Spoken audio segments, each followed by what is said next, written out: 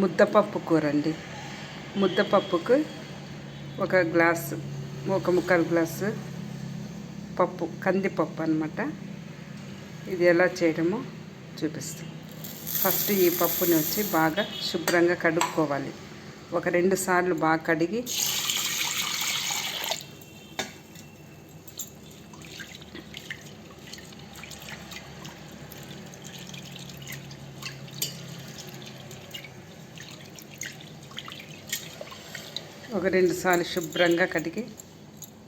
శుభ్రంగా కడుక్కోవాలి 2 సార్లు.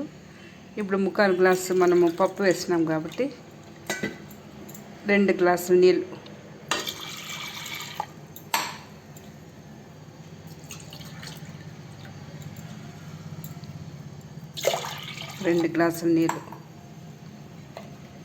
ఇప్పుడు దీంట్లో వచ్చి ఒక ఎర్రగడ్డ, పచ్చిమిరకాయలు కొన్ని, తెల్లగడ్డలు కొంచెం, ఒక 4 టమాటా పండ్లు ఎక్కువ వేస్తే బాగుంటుంది టేస్ట్గా, కొత్తిమీర కొద్దిగా. ఇప్పుడు ఇవన్నీ దీంట్లో ఈ పప్పులో వేసుకోవాలి.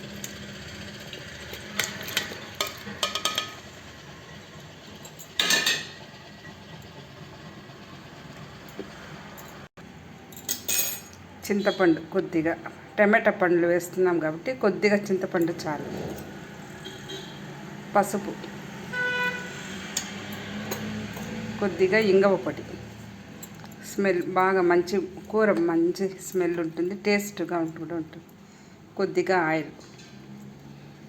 ఆయిల్ కొద్దిగా వేసినామంటే త్వరగా ఉడికిపోతుంది అన్నమాట.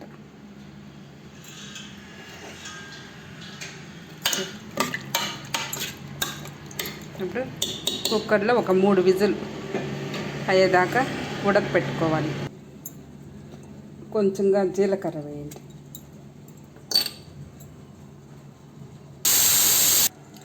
చూడండి, పప్పు బాగా ఉడికిపోయింది. మనం ఎక్కువ నీళ్ళు పోయకుండా ఇట్లా తిక్కుగా ఉంటే తినడానికి బాగుంటుంది అన్నంలోకి. ఇప్పుడు ఇది రుద్దుకోవాలి. ఈ పప్పు రుద్దే చట్నీలో వచ్చి ఇట్లా బాగా నైస్గా రుద్దుకోవాలి. ఈ పప్పు వచ్చి ఈ చట్నీలో బాగా నైస్గా మనము పప్పు రుద్దుకోవాలి. చూడండి, ఇట్లా నైస్గా రుద్దుకోవాలి. పప్పు వచ్చి ఇట్లా నైస్గా ఉండాలన్నమాట. ఇప్పుడు తాలింపు పెట్టుకుందాం. ఇప్పుడు కడాయిలో నూనె కొద్దిగా పోసుకోవాలి.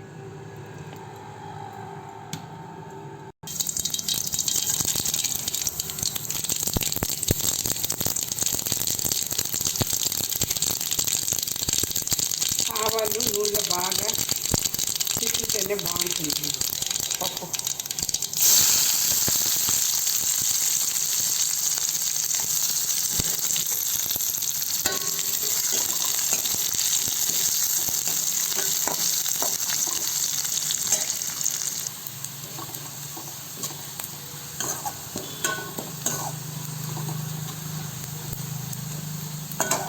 ఇప్పుడు పప్పు పోయాలన్నమాట. ఎర్రగడ్డలు కూడా ఇట్లా గోల్డెన్ కలర్లో ఉంటేనే అండి పప్పు టేస్ట్గా ఉంటుంది.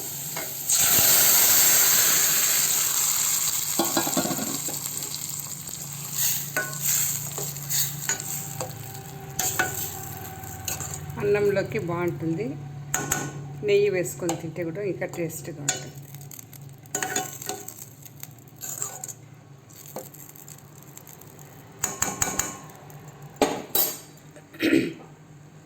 అంతే అండి, ముద్దపప్పు రెడీ.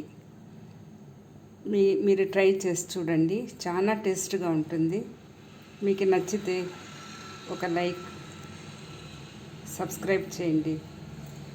టేస్టీగా ఉంటే కామెంట్లో పెట్టండి.